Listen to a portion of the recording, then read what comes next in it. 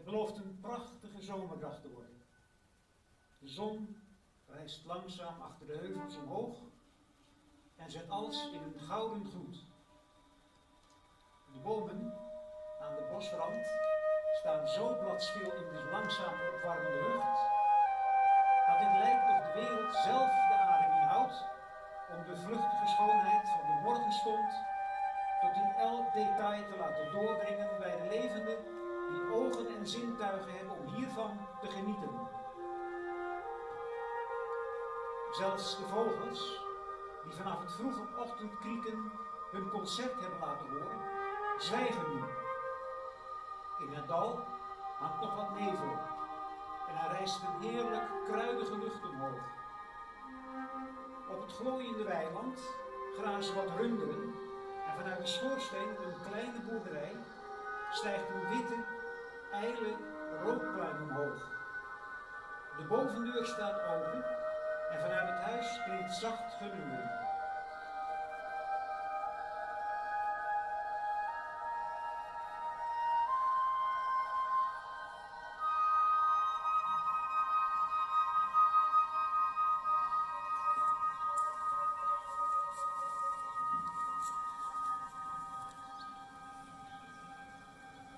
Hier wonen Jacob en zijn 11-jarige zoon Misha. Jacob pacht een deel van het nabijgelegen bos, waarin hij hout kapt voor de eigenaar.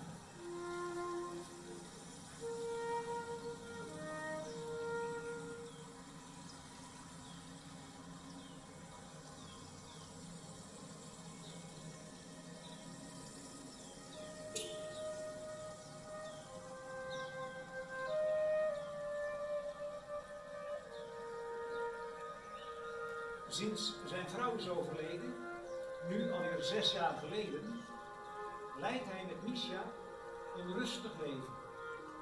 De vader-zoonband is hecht en warm.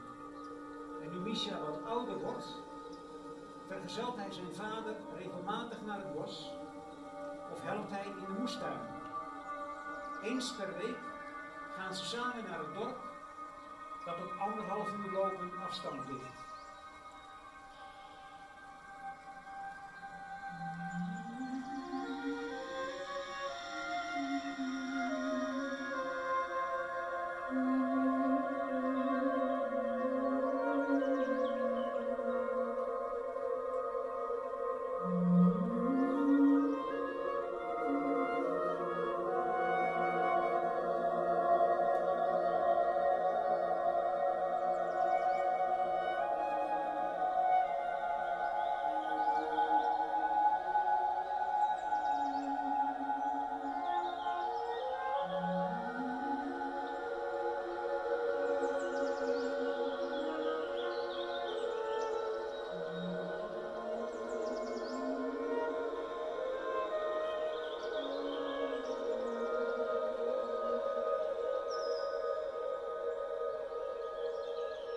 Tijdens de wandeling vertelt Jacob van alles over de natuur. En in het dorp doen ze wat boodschappen, zeggen gedag tegen bekenden en bezoeken stevast een oude vriend die een kleine boekwinkel drijft. De mannen praten er over van alles en Misha leest wat. En soms koopt Jacob voor het weggaan een boek voor zijn zoon. Op de terugweg praten ze dan 100 uit over de mensen die ze ontmoet hebben en over de nieuwtjes die ze te weten zijn gekomen. En zo kabbelt het leven voort. En hoewel Jacob nog iedere dag denkt aan zijn grote verlies, heeft de liefde voor zijn enige zoon de pijn verzacht en leiden ze samen een goed en kalm leven.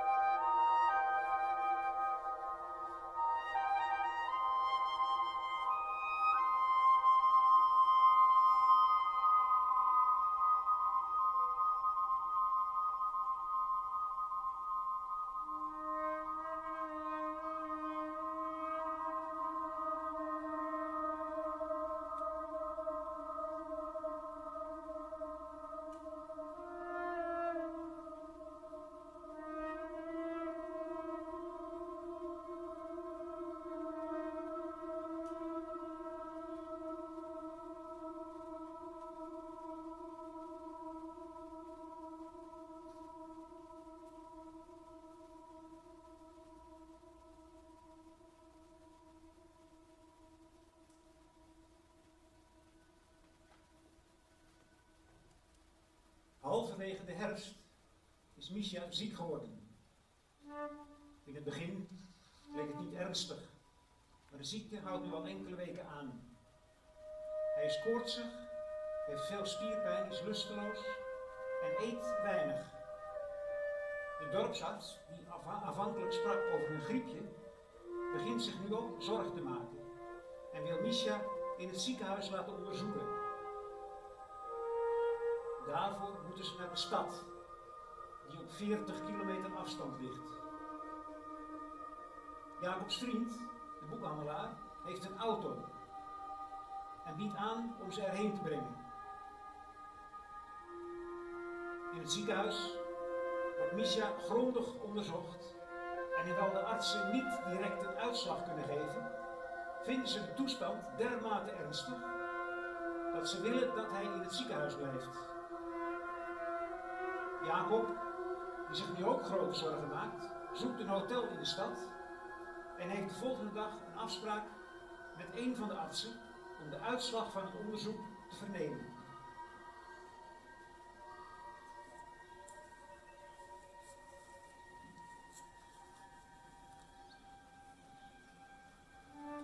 Wanneer hij de volgende dag terugkomt in het ziekenhuis en Misja ziet, schrikt hij hevig. De jongen ligt als een hoopje ellende in het bed. En wanneer Jacob hem over zijn voorhoofd strijkt, voelt hij hoe koortsig hij is. Het lijkt wel of zijn zoon in één nacht veel zieker is geworden.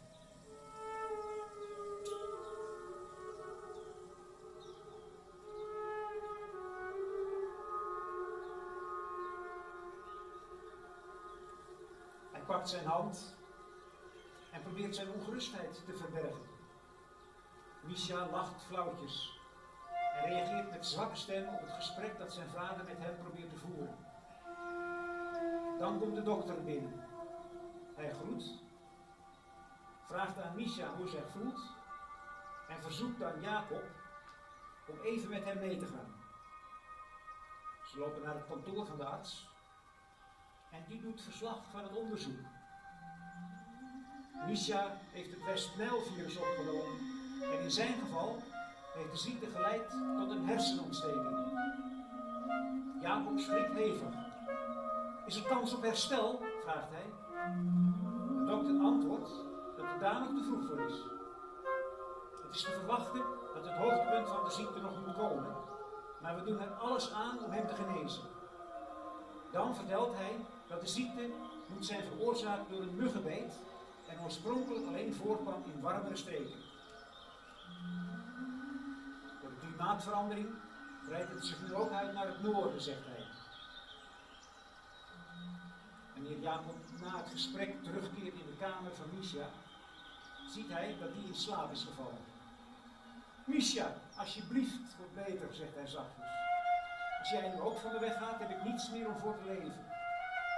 En handenwringend kijkt hij naar zijn zoon, terwijl de tranen achter zijn oogleden branden. Hij buigt voorover en kust het hete voorhoofd van Misja. Dan gaat hij zitten naast het bed en overdenkt de situatie. En ook komt het overlijden van zijn geliefde vrouw hem weer scherp voor de geest. Het verdriet welt in hem op en het kost hem grote moeite om niet in snikken uit te barsten. Ik mag niet huilen, denkt hij.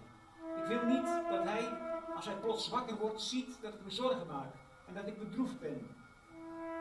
En zo zit hij urenlang naast het bed en al die tijd slaapt Misja, af en toe onrustig bewegend en soms onverstaanbaar iets zeggend. Wanneer een verpleegster binnenkomt en hem ziet zitten, zegt ze: gaat u toch naar huis? Hij slaapt rustig en het is nu afwachten of zijn lichaam de strijd met het virus wint. Zoals het er nu uitziet, gaat het de goede kant uit. U mag altijd even bellen om te vragen hoe het gaat. Jacob staat op, kust zijn zoon op het voorhoofd en gaat naar het hotel.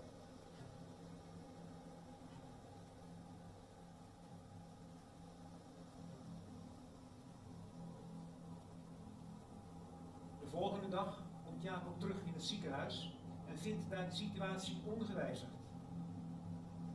De verpleegster vertelt hem dat zijn lichaam aan het vechten is, daarbij geholpen door de medicijnen. Voorlopig is zijn toestand stabiel, zegt ze. Dat Misha ook daarna niet verder achteruit gaat, besluit Jacob na enkele dagen naar huis te gaan. Het hotel is duur en hij moet ook nog wat werk afmaken in het bos. Daar hij zelf geen telefoon heeft, laat hij het telefoonnummer van zijn vriend achter in het ziekenhuis. Thuis gekomen, bezoekt hij hem 's avonds en doet verslag over de ziekte van Misha.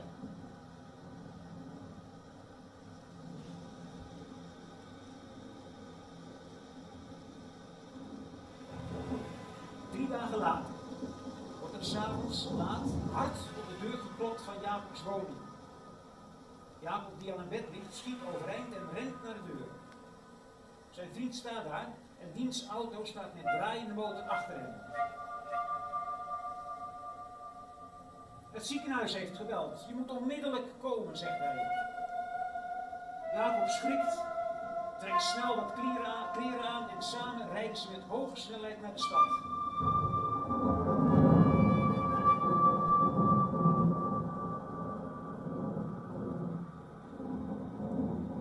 In het ziekenhuis wordt hij, voordat hij de kamer van Misha binnengaat, opgevangen door de arts. Misha heeft een zware inzinking gehad. Zijn bloeddruk daalt naar gevaarlijke waarden. En hij heeft veel moeite met ademhalen, vertelt de dokter hem. Het lijkt erop dat de ontsteking bezig is de hersenstam te ontleden.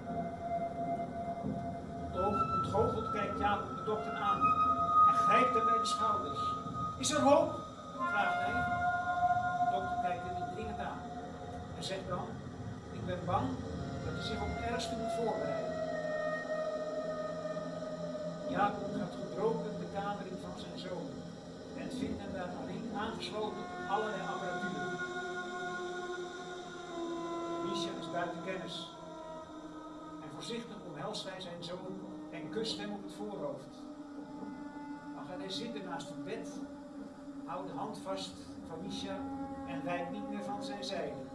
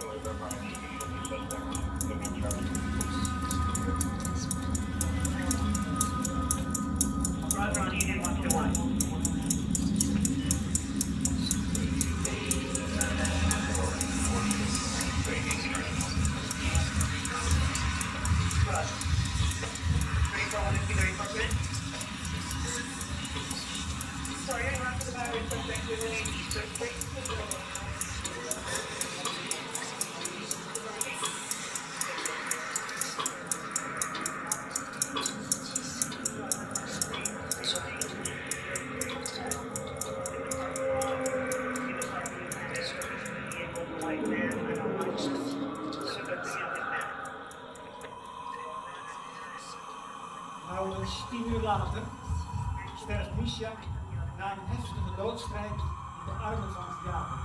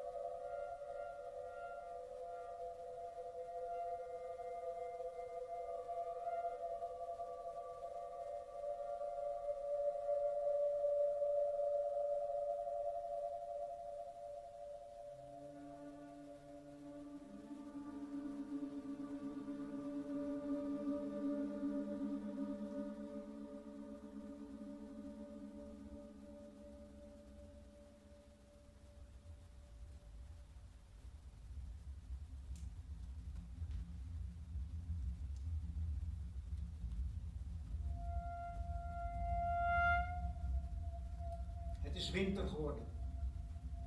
Niet alleen in de natuur, maar ook in het hart van Jacob. Het is daar koud en gevoelloos. En meermalen per dag denkt hij, mijn leven is gebroken en leeg, ik wil niet meer verder. Hij verwaarloost zichzelf, eet bijna niet meer en zit urenlang voor zich uit te staren. Wanneer hij voor de zoveelste keer weer foto's van Misha bekijkt, barst hij in tranen uit en welt het verdriet met volle sterkte in hem op als pijnlijke, elektriserende schokken. Hij streelt de knuffels uit de kleutertijd van Misha en ruikt eraan in een wanhopige poging om nog iets van hem te voelen, te ervaren. 'S Nachts slaapt hij bij hem niet en wordt hij gekweld door bitterzoete herinneringen. Zijn vriend komt zo vaak als hij kan op bezoek en praat dan urenlang met Jacob in een vergeefs streven om hem te helpen en om hem weer wat levenskracht te geven. En zo rijgen de dagen en weken zich aaneen als een donker en nutteloos kralensnoer en voelt Jacob zich alsmaar dieper zinken in een put van diepe smart.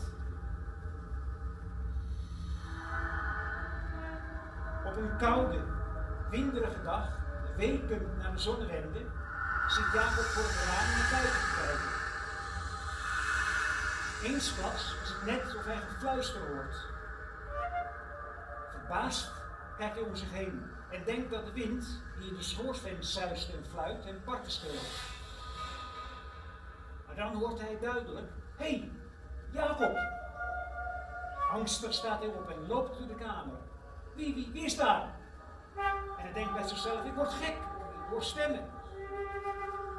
Ik ben gekomen om een eind te maken aan je verdriet, hoort hij nu duidelijk. Ik bied je een uitweg aan. En als met een vrolijke kinderstem vervolgt de stem, wil je je zo niet weerzien? Ik kan je brengen naar de plek waar hij nu is.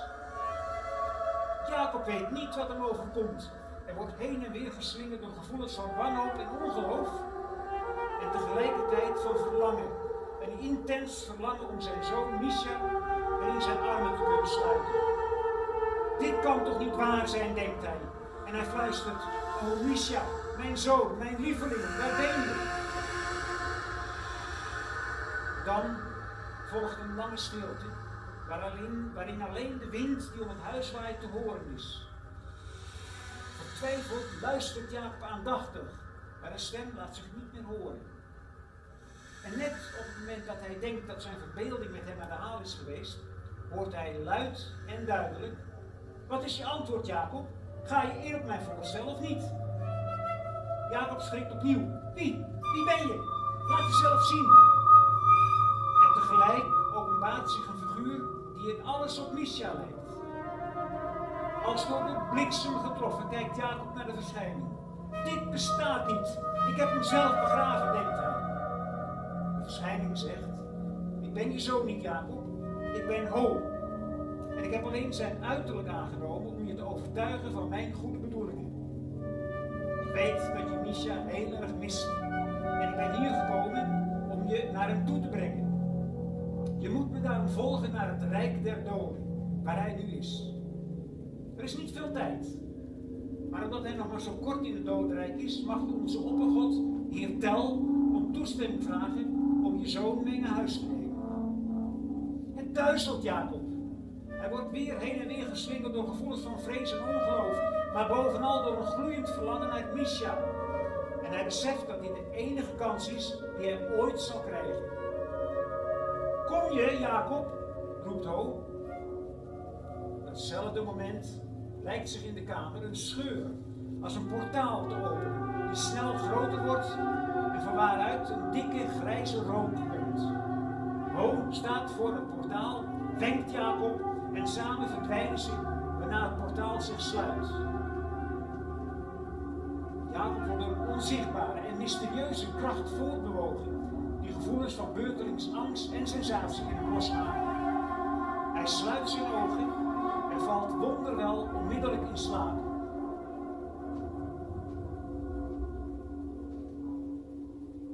Tegelijkertijd wordt hij weer wakker. Althans, zo lijkt het.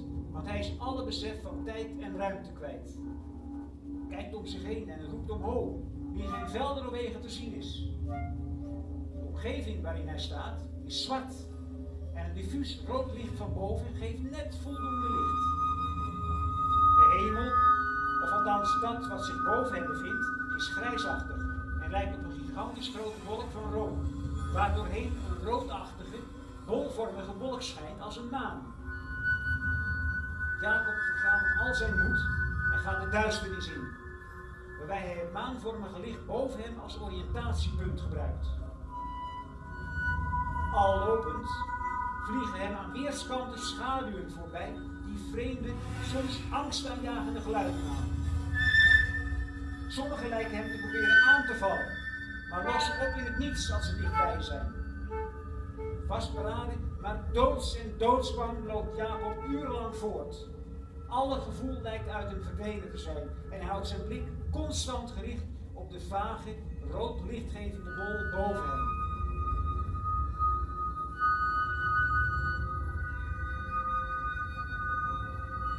Dan komt hij bij een soort T-splitsing en hij moet nu een keuze maken, rechtsaf of linksaf. Als hij naar rechts kijkt, ziet hij niets wat hem aanmoedigt of uitnodigt om die kant uit te gaan. Het lijkt wel of het daar nog veel donkerder is en het rode licht, hoog boven hem, lijkt ook meer aan zijn linkerkant te zijn. Hoewel hij onzeker is of hij de juiste keuze maakt, besluit hij linksaf te gaan. En zo gaat hij voort, moe en zich afvragend wanneer en hoe hij Misha zal zien. Plotseling gebeurt er iets angstaanjagends.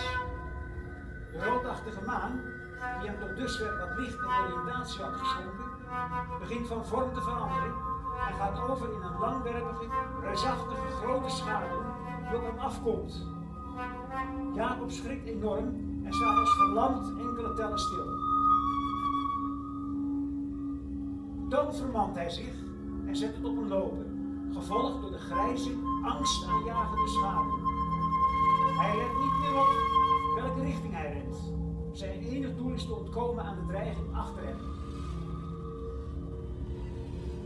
Tot zijn grote ontzetting echter nadert hij nu iets wat op een afgrond lijkt en waarover zich een dichte mis uitstrekt. Hoe nu verder, denkt hij. Ik kan geen kant op. En achterom kijkend ziet hij dat het vreselijke ding steeds dichterbij komt. Dan, opeens nadert een bootje dat op de mist lijkt te drijven. En hij beseft dat dit de enige mogelijkheid is om te ontsnappen. Hij aarzelt niet en springt in het bootje, dat direct lijkt te gaan varen. Weg van het dreigende gevaar.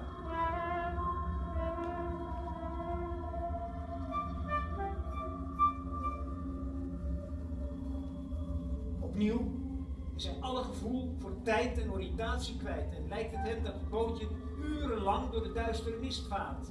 Maar opeens stoot het tegen een soort rotsachtig eiland. Het lijkt hier wat minder donker te zijn en hij stapt uit de boot. Jacob ziet nu dat de rode maan ook weer boven hem staat en van dichtbij hoort hij een soort kakelen. Dan ziet hij op enige afstand van hem iets wat op een vuur lijkt en waar donkere schaduwen in allerlei vormen zich dansend omheen bewegen. Als Jacob wat beter kijkt, ziet hij dat de schaduwen steeds van vorm en ook van kleur lijken te veranderen. En dat ze bizarre en ondefinieerbare geluiden maken, dat wel iets heel erg heeft van kakelen. Hoewel hij bang is en het tafereel met kloppend hart bekijkt, lijken de dansende wezens hem compleet te negeren. Opeens komt de maan omlaag, neemt een langwerpige rode vorm aan, nadert Jacob en blijft voor hem zweven. Opnieuw schrikt hij, maar toch lijkt iets in hem kracht te geven en hij vraagt: wie bent u? De rode vorm antwoordt: ik ben Tel, de koning van deze wereld. En jij moet Jacob zijn. Er is me verteld dat je zou komen om je zoon Misha op te eisen. Ja, ik wil hem terug, antwoordt Jacob haar schreeuwend. Waar is hij? Is het goed met hem? Wat moet ik doen om hem terug te krijgen? Hij is me te vroeg ontnomen. Tel antwoordt, ik kan je hem niet teruggeven. Zijn ziel hoort nu volledig bij deze wereld en niet meer bij die bij jou. Wat ik je wel kan geven, is zijn lichaam. Zou je daar met genoegen mee nemen? Wat betekent dat eigenlijk? Vraagt Jacob. Zal hij weer leven? Hij zal weer leven, zegt Tel. Maar niet meer de zoon zijn zoals je die gekend hebt. Hij zal wel weer bij je zijn en je zult hem ook kunnen vasthouden. Jacob denkt na en is hopeloos verdrietig. Wat moet hij doen? Krijgt hij zijn lieve Misha weer terug of iets of iemand anders die alleen maar op hem lijkt? Wil ik dit, denkt hij. Maar misschien kan ik van hem leren houden als hij bij hem is, hem kunnen omarmen. Uiteindelijk zegt hij, ja, ik heb besloten. Ik kan niet langer zonder hem. Ik wil hem terug zoals u me hem kan geven. Zoals je wilt, Jacob, antwoordt Tel. Op datzelfde moment nadert een andere schaduw naast Tel en ook de kakelende vreemde vormen lijken dichterbij te komen. De schaduw naast Tel is ook rood, maar kleiner en zegt tegen Jacob, Jacob, je hebt een lange reis hier gemaakt en veel geworsteld, maar je bent erin geslaagd om hier voor Tel, onze koning, te verschijnen. Hier is je beloning. En naast hem verschijnt Misha uit het niets en juicht Jacob toe, papa! En vliegt zijn vader in de armen. Jacob is overdonderd. Hij kan het haast niet geloven. En Misha is niets veranderd. Het is niet waar wat Tel hem heeft verteld. Hij houdt Misha stevig vast, terwijl de tranen van geluk over de wangen lopen. Dan zegt Tel, hier is hij Jacob, neem hem mee. Jullie kunnen samen terug naar jullie eigen wereld. En vervolgens gebeurt er iets soortgelijks als wat eerder bij de ontmoeting met Ho was gebeurd. Er ontstaat een scheur in de lucht die uitgroeit tot een portaal en die gevuld is met duistere mist. Onbevreesd stappen hand in hand Jacob en Misha het portaal in, sluiten hun ogen en worden meegesleept door een mysterieuze kracht die Jacob bekend voorkomt. Samen worden ze wakker in de kamer van Jacobs huis, waar de zon vriendelijk door het raam schijnt.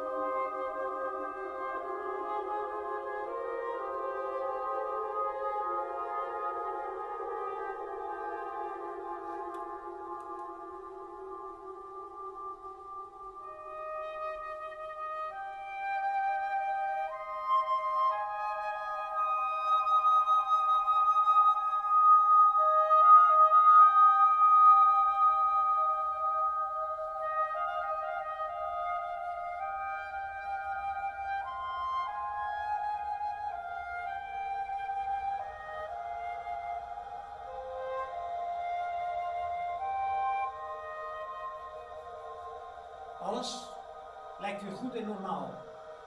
Jacob kan zijn geluk niet op. En Misja is weer dezelfde jongen als voor zijn ziekte en dood. Hij is een en al oog voor zijn vader en is levendig en vult het huis met zijn jeugdige aanwezigheid. Dan, na een week of wat, verandert dit. Misja wordt minder levendig, raakt zijn interesse kwijt in het leven met zijn vader en praat nog nauwelijks. Uiteindelijk lijkt hij alleen nog maar te vegeteren en reageert nergens meer op. Jacob denkt terug aan de waarschuwende woorden die Tel tegen hem sprak in het dodenrijk. Hij zal weer leven, maar niet meer de zoon zijn die je gekend hebt. Zijn zoon hoort nu volledig bij deze wereld. En Jacob beseft nu dat dit nu inderdaad aan het gebeuren is. Hij houdt iemand over die alleen maar op Misja lijkt en in feite een leeg lichaam is. Een soort levende pop. En hij beseft ook dat hij hiermee niet verder kan.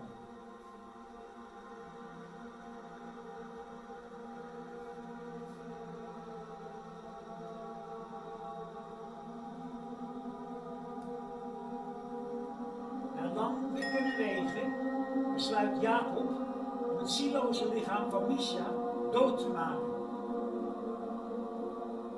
Wanneer hij eindelijk voldoende kracht heeft verzameld om de vreselijke daad uit te voeren, sluit hij zijn trillende handen om de nek van Misja en huilend wurgt hij hem. Het jongenslichaam biedt geen enkele weerstand tegen de verwurging. En Jacob ziet de blauwe jongensogen breken en het licht eruit verdwijnen.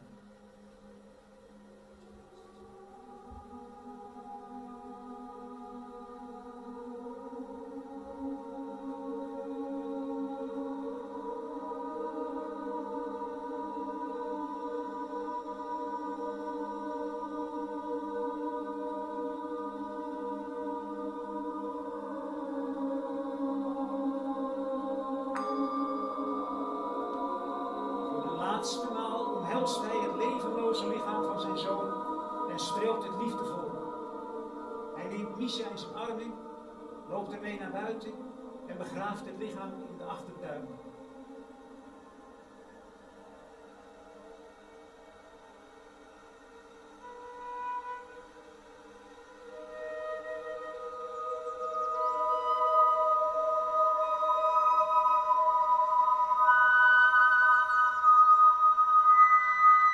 Op hetzelfde moment dat hij de grafkuil sluit, breekt de zon uitbundig door en Jacob beseft dat hiermee een eind is gekomen aan zijn rouwperiode.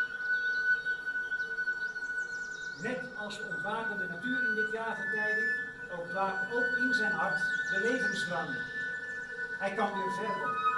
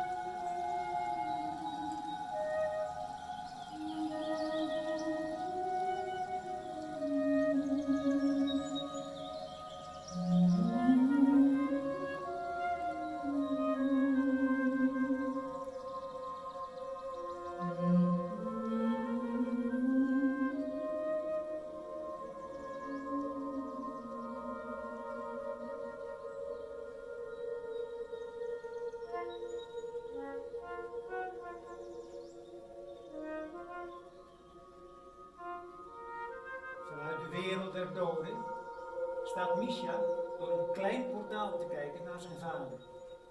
Hij denkt nog een keer aan hem en aan zijn liefde en huilt. Met betraande ogen heft hij zijn blik naar boven, naar de donkere, door het roodachtige licht van telbeschenen lucht en wordt vervolgens geleidelijk opgenomen door de duisternis. En daar maakt hij vanaf nu volledig deel van uit.